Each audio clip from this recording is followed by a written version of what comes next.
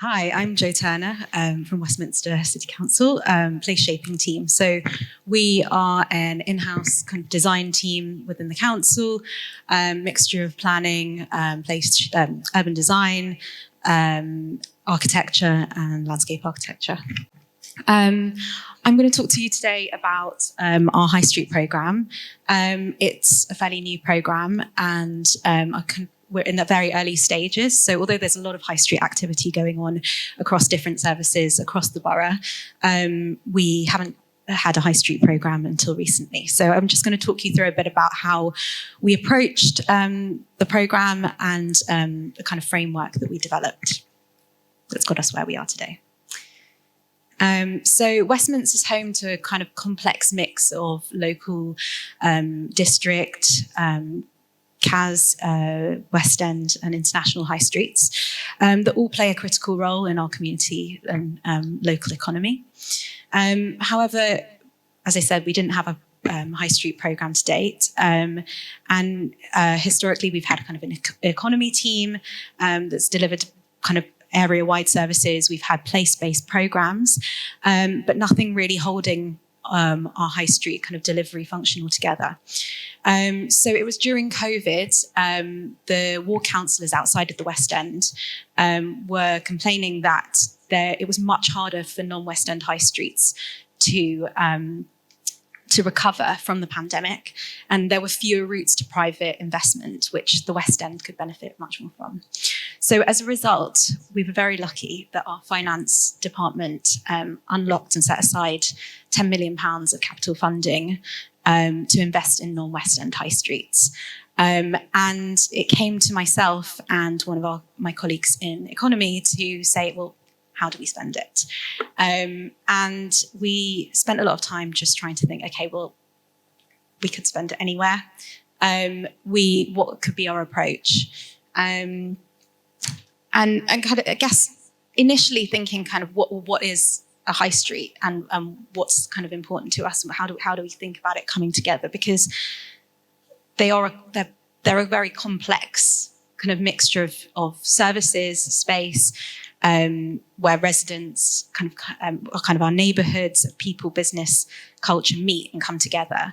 They're kind of very vibrant, but also very fragile. And I guess thinking about then kind of what's the council's function and therefore what should this programme be? That was kind of important to us. So thinking about how we could help a high street stay interesting, relevant, support and kind of give direction and help safeguard what was important and valuable to people. So we did some thinking. We wanted to have some time to think about kind of what this meant.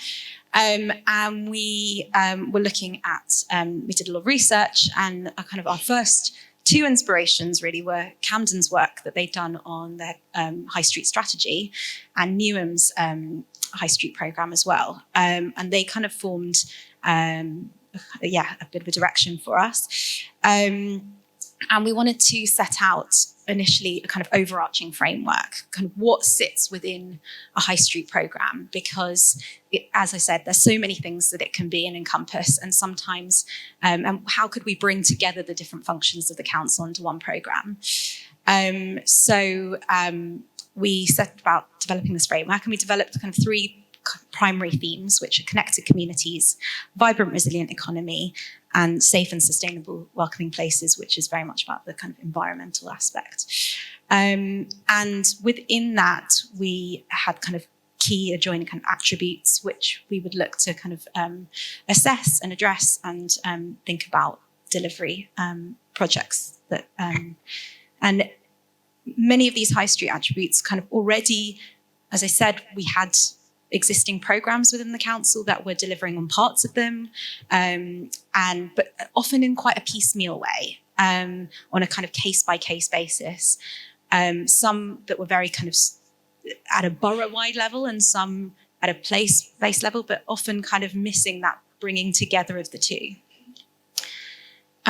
So in terms of Jen just going to try and figure out how to identify, I think at the back for some reason it hasn't caught up, but in terms of trying to then identify how we then started to figure out which streets to select. We thought, well, we kind of set out all the different streets across the borough and started to review them based on these different criteria. Some of them, really performing well in an economy aspect, but really poor public realm. Some of them really not providing enough kind of community spaces. So we wanted to try and understand how could we target our funding that we had.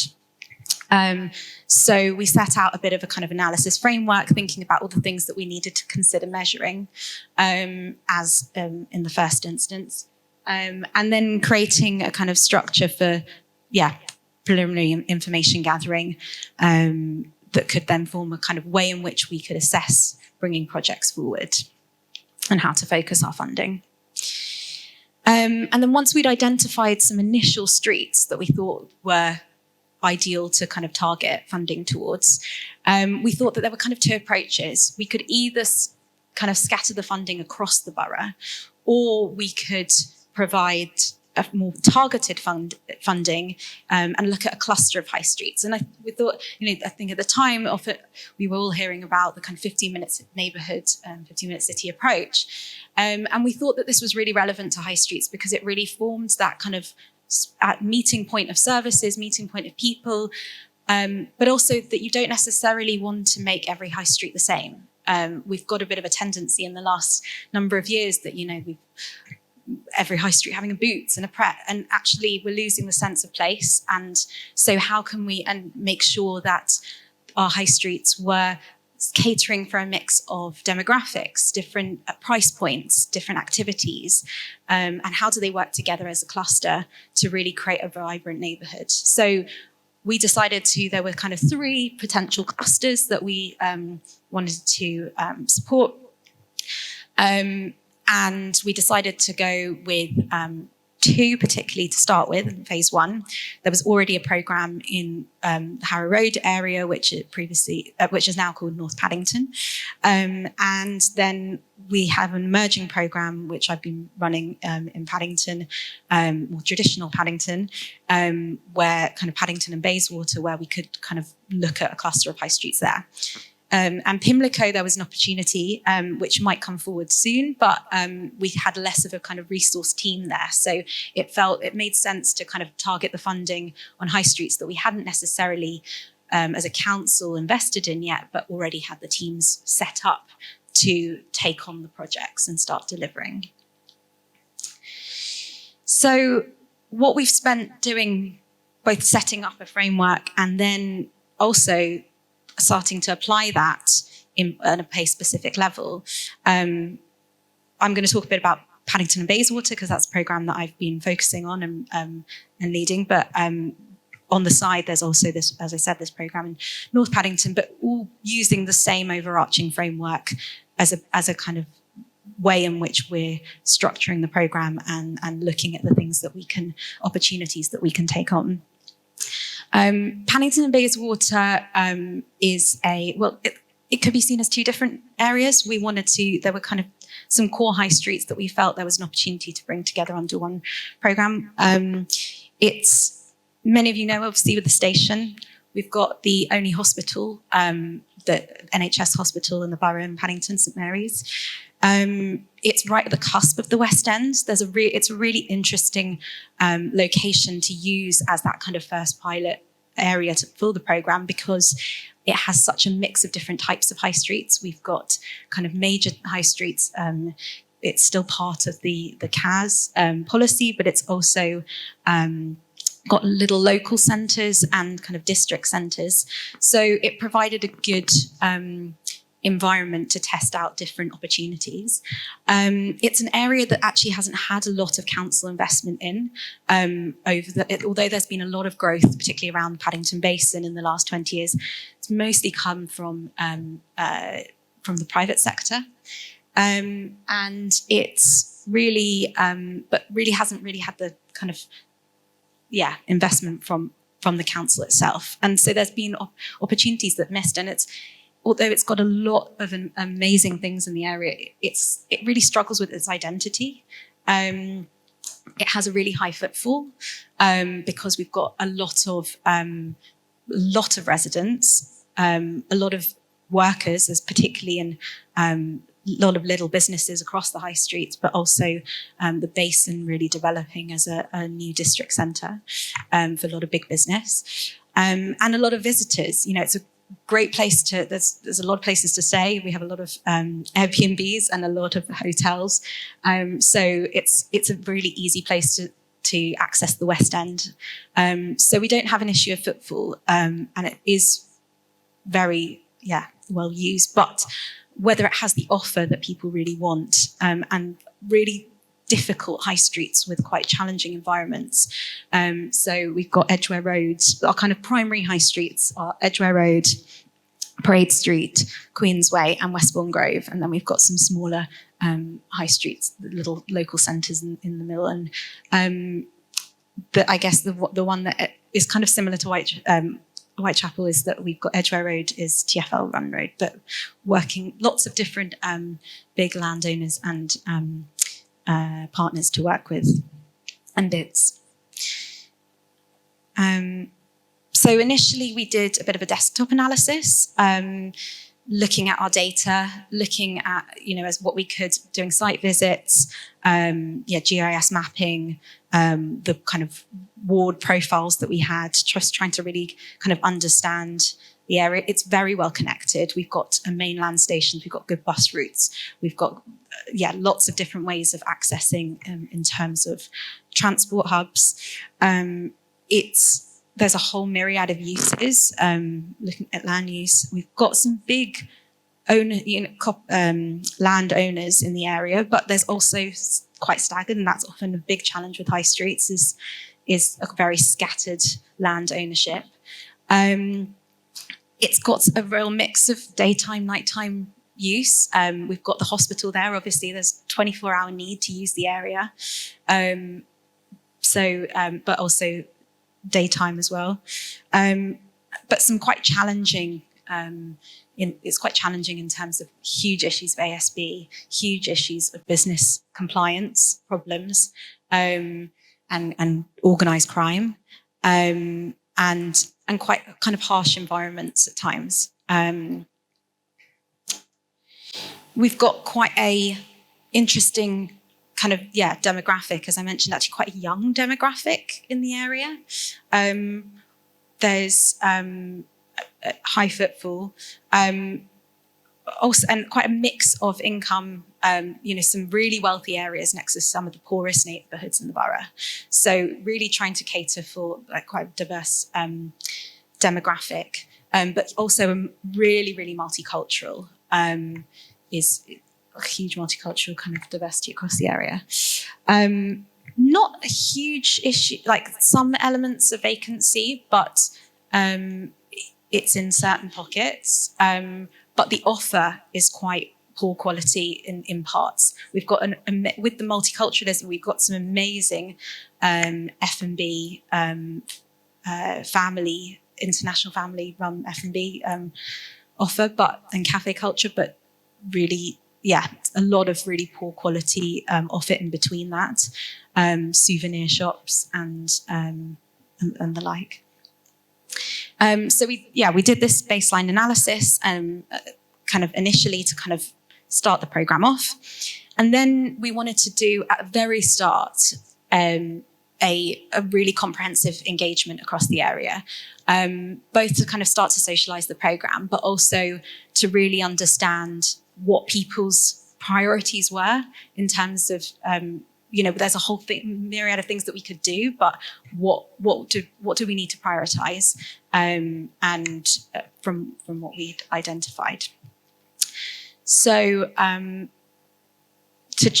really understanding what the strengths, weaknesses, and opportunities were. So we did a quite comprehensive engagement exercise over last summer, where these kind of show some of the activity and things we did. But obviously, first online, we had a big website. We had an interactive map where people could pin on comments. We also did online and on-street surveys. And the on-street surveys were a really good way of being able to guarantee that we had a certain number of responses, which was great. But it was actually interesting because it was not, we found that, because obviously we have to get a company out to do it. A lot of the time we had a lot of visitors that responded to the on-street surveys. So that definitely kind of put the responses at like the data in a certain direction, what residents and what visitors would say, quite different. But we also did 3 weeks on each of the core high streets where we did pop-up hubs. And this was really, really valuable. We did all this mostly all this engagement in-house. We spent a week on Edgware Road, a week on Parade Street, and a week on Queensway. We had landowners that provided us with spaces that that were already in generally good condition that we could take over, and we had a whole series of different ways in which people could engage in a really accessible way. And it was so fantastic. We were there from Tuesdays to Saturdays every day, all day. And we worked with Mosaic Community Trust, who are a local, mostly women's group that represent BAME communities in the area. And that was a really great way of, we paid them to work with us, but it was a really great way of being able to bring a local face to that engagement. And we had, we made sure that those pop-up hubs were right in this kind of centre of the high street, really, really visible. And then in Queensway, we actually were on street. And we had, over that period, we had over 800, nearly 900 responses in those pop-ups. And what was amazing was the diversity of people that came through the door, which was quite different to online, where we could see in terms of demographics, it was very different. Whereas in our pop-ups, we had teenagers come in, every single demographic. I was there every day. I spoke to every single demographic, but old people, families. It was incredible. And I think that we wouldn't have got input from those communities if we had just kept it online. And although I think it wasn't necessarily sustainable for us to be outdoors for 3 weeks every day, we did do 1 week outdoors, and we actually had double the amount of people in that time, because it was just easy for people to stop very quickly. And that was an incredible experience. We also ran some kind of launch event and talks. We did workshops with schools, and we did walkabouts of businesses.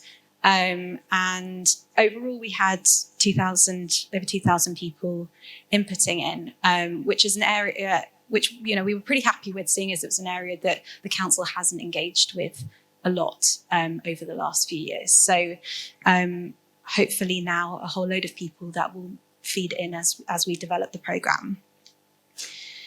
We also did conducted these face-to-face Faces of Paddington Bayswater kind of portrait series and interviews. So really, I think it was really important for us at the beginning of capture, who are we talking about? Who are the people of Paddington Bayswater? If that's the businesses, the passers-by, the people that are there day to day, and just really painting a picture that it's not just this council programme, this is who it's delivered for. It's just starting to kind of talk about feedback. It's a stark map. But one of the exercises that we did when we were on street was we gave everyone stickers. People love stickers, realised, all ages. And we asked people to stick on, just to start to pinpoint key locations that we could think about then that were priorities for intervention. Where do you like and where do you dislike? Like in a very light-hearted way. But with every sticker, there is a comment card that we have. So although it looks very crude in this way, we have the kind of more granular information. But it was a way of being able to just go instantly, okay, this area we need to really think about properly because it's complex. And sometimes those dislikes could, mean things that were very, they had a very strong opinion about. Sometimes it was a bit more, there was a bit more nuance to their sticker, but we've captured that in text. And you can start to then see where we need to kind of focus our attention. Because within every comment, there's a whole selection of different things that you can do to deliver that. So rather than going straight to an action of what people wanted, we wanted to capture what the issue was for them. And that then also, from our engagement, started to identify, from what we heard, what people felt the greatest kind of strengths of the area, but also the greatest challenges were, and things that we could build off, and things that we could target addressing opportunities. So, as I said, there's, in terms of food offer, there's a real amazing mix that's actually quite hidden away. It's not always that visible, of these kind of family-run businesses. People love how the basin has improved the area, although it definitely could have a bit more vibrancy and kind of more of personal touch. People do enjoy the canal as a place for leisure. There's generally places to get everyday essentials, but there's a real lack, it's very convenient, but there's a real lack of cultural activation in the area. Although very close to the West End, arts and culture it's very lacking. Lack of places to sit and dwell. It's very kind of a lot of these very kind of big movement corridors, and that people feel the environment is quite poor quality. And I think there was kind of a bit of a nuance in terms of their feelings about the offer. People were like some of the offer, but felt quite challenging with others. And we also then tried to capture what was most important to people as a priority. And what we heard was that really was about creating an improved environment, much more welcoming environment, dealing with safety, making it greener, but also creating much more kind of healthier businesses, improving the affordability of the offer, and improving culture and heritage and more community spaces. So in terms of the priorities, overall kind of we had a lot of feedback. It took us quite a while, but this is kind of a bit of a summary of what people wanted to see more of, and what we wanted us to target was creating a more welcoming and safe environment. And that was through creating more spaces to dwell, more planting, improved safety, improved cleanliness, much more diverse offer on the high street, and improving the retail offer. Particularly, and things around health and well-being came up a lot. People wanted to have more health and well-being facilities, more places for the community to come together, more activation, and more business support. And then in terms of the community aspect, it was about creating more opportunities to a lot of quite communities that feel quite separate. So although there's, we've got a really strong identity on Edgware Road around the Middle Eastern and Arabic communities, sometimes people are saying, I'm Moroccan, but I don't necessarily feel it represents me.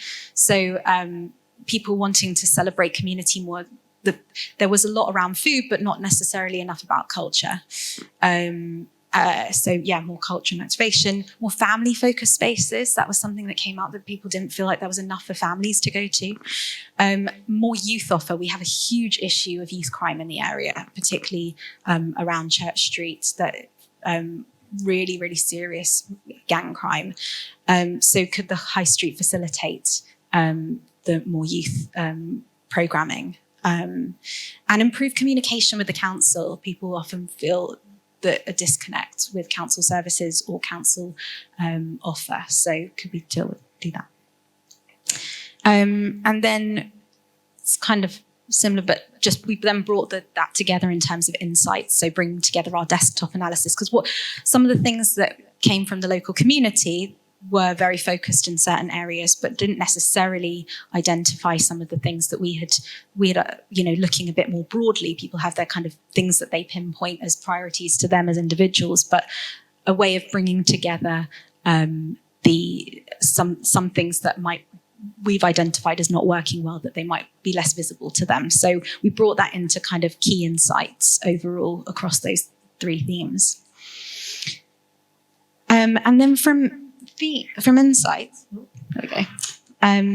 from insights, it was then, well, what could the council do? We don't own a lot on the high street. What is our role on the high street, and what should we be delivering? And therefore, what should others be delivering? And figuring out what's best placed, how to kind of organise ourselves well. So what can we do? And we then thought about kind of what the recommendations were for the council to do, and set those out under our key themes to take forward. And really thinking about the council as custodian of the high street, we felt was a really good term to use, because it was a way to kind of building that holistic approach and making sure it's working in a kind of holistic overall way. And then there's a kind of menu of ideas. There's a whole load of things, we've talked about today earlier, the whole things in which we can deliver, but what is that? Because it's so, there's so much. So there's kind of there's a menu of ideas of things that we could start to do, and what we could aspire to. But we're not a huge team, and we needed to figure out what was kind of first steps that and first priority projects based on what we heard, and based on what we thought for the area. I mean, this is what we can do on any high street, from kind of public realm, activation, business support, manage. We felt kind of key work streams. But what we've decided to do in the first stage is there are kind of 3. There are lots of projects that are already going on in the council that we will kind of work with to bring under our kind of programme umbrella. But for Paddington and Bayswater, there are kind of 3 primary projects that the programme is kind of spearheading. So we're going to do 2 public realm improvement programmes, which are a bit more long term. Although there might be smaller things that we can implement along the way. So one for Westbourne Grove, and there's a kind of the junction around between us and Kensington Chelsea. There's a kind of 5 ways, quite convoluted junction. So improving pedestrian experience of the high street. It does have a really good offer and people really like it, but it's quite tight and confined and difficult to navigate. And then also another one on Parade Street being quite a kind of movement corridor, often first arrival out of from Heathrow, and the first thing people see of London, but not particularly nice experience at the moment. And it's high demand in terms of movement. So how can we make that work a lot better? And then we're going to do a shopfront improvement programme, which hopefully would be a project that mobilises things a lot quicker. So the idea is that we provide a grant programme for businesses across the area, local businesses, to improve the quality of their shopfronts and forecourts. And that's something, that we'd hope to roll out much quicker. So a long-term programme, hopefully shorter to medium-term programme, and then another kind of shorter to medium-term programme, which is the Oxford Street team have been delivering a Meanwhile On programme, which some of you might be aware of, activation programme over the last few years. So utilising that programme and making it relevant to Paddington Bayswater, really thinking about animating and activating vacant units, or it could be units where we know on Queensway there's a lot of new development coming forward. If it's the Whiteleys or lots of other most of the street almost could be coming forward in the future or has a planning application in. And so is there an opportunity, because it's very kind of pitched at a very high-end aspirational new demographic, how do we make sure that it really works for the community that already exists in the area, landowners there to look at alternative uses that they might have not considered rather than going to the usual suspects? And can there be opportunities for the council to have a bit more of a presence on the high street? So working with landowners, finding opportunities. And I think particularly with that programme, the kind of key themes that we're looking to deliver is like much more community hubs, community focused spaces. I mean, that can range in a whole myriad of ways, but really seeing the high street as a much more social space these days. It is moving away a bit from a retail focused priority space. The priority seems to be more, the need is more around kind of social functions. So providing more flexible spaces. So that's an emerging theme.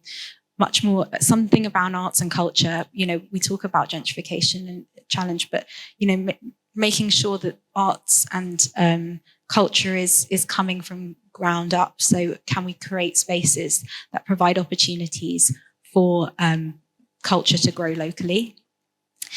And also providing business incubation. So can we make sure that we're growing local business and providing support for that? We've seen some amazing projects in Enfield where they've got a kind of incubator hub that we were looking at, and how then they transition that the businesses that grow there onto the high street over 2 years. Something like that would be amazing to be able to deliver. But really the idea is with Meanwhile is seeding long-term opportunities. So if that's for others to deliver, or maybe the council to deliver and invest in and decide actually we want to take a much more ownership on the high street, I think we'll build a business case through that programme. And then there's some slightly more supportive programmes building off existing projects that are already happening in terms of street management. Edgware Road, as I said, has a really, really difficult business compliance issue. There are from a whole range of ways. So from kind of planning to licensing, like organised crime. So the planning protection and licensing team are doing an amazing pilot project to database all the different compliance issues on that high street. And therefore we can, from that programme, we'll be able to understand who should we target for shopfront improvements. Do we want to invest in a business that actually has a lot of problematic, compliance and difficult relations with the council? Should we be investing in businesses that we want to sustain and grow in the positive assets on the high street? So really utilising that programme and seeing if that can be rolled out in other locations. Our economy team have some really great projects already around business support, some amazing packages, but I think the opportunity for this programme to take those programmes and find ways in which we're already developing business engagement, growing business engagement in the area, and therefore making more awareness that businesses can access these programs and that they're available is going to be a key thing to support. And then collaborations.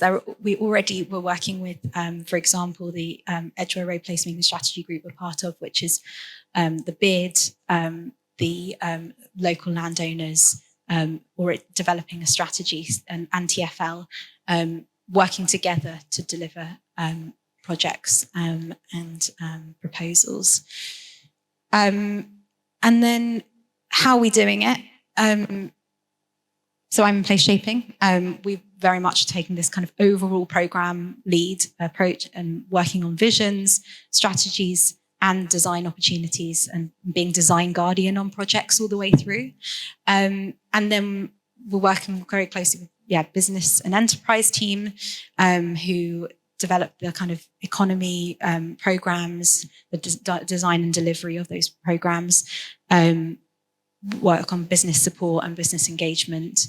And then City Highways take a kind of more engineering, kind of technical design lead within our projects, and also working on highways operations. And then public protection and licensing, the other kind of core team that sits within the programme, who are looking obviously about management, business compliance, monitoring. And then there are all the other teams that will be feeding in, already either delivering projects or wanting to work with us. We've got a newly formed communities team, if that's events and filming. We've got employment services, planning. I mean, there's a whole, this is a collective council programme that really brings together those services under one umbrella. And lastly, just wanted to end on what are the key takeaways for us and where we've got to. And although, yes, we have £10 million and feel very lucky to have that, and we know that it's not funding is one of the biggest barriers at the moment for high streets. Everything I've presented so far has not been really spending any of that money yet. So everything that we've developed so far can be delivered by you other local councils. It's been very much just a little bit of funding towards engagement and getting the right tools and communicating what we wanted to do. We've been doing it all in-house, and that's been really valuable actually to really to have a real sense of where the priorities need to be, and talking to people and really taking an ownership within the team and the council and the programme. And I think the importance of developing this framework at the very start is, yes, we have this money, but let's make sure that it's spent. We look back and we feel that it's been spent in a way that's really effective and that's not just been dripping it around the borough, but really has a kind of, we've got a way in which we've got benchmarks for why we're making decisions and why we're spending money. And that was really important to us, so that we were confident on why we were selecting a programme over another programme, and spending money kind of sensibly. And a framework that kind of really anchors the projects. And yes, sense of kind of benchmarks for decision making.